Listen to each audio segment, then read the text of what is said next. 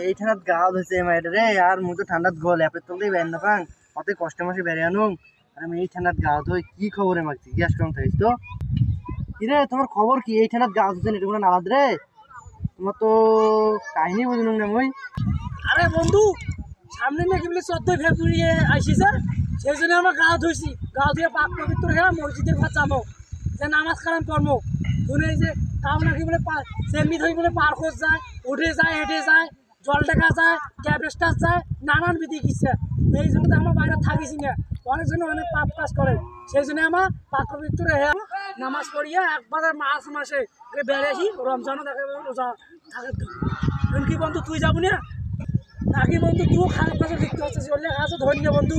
নইলে অনেক গুণা আরে বন্ধু এলা না জানি না বুঝি অনেক গুণা কামাই করছি তাও এলে ভুল করি আর করেন না রে বন্ধু 14 ফেব্রুয়ারি আগান খালি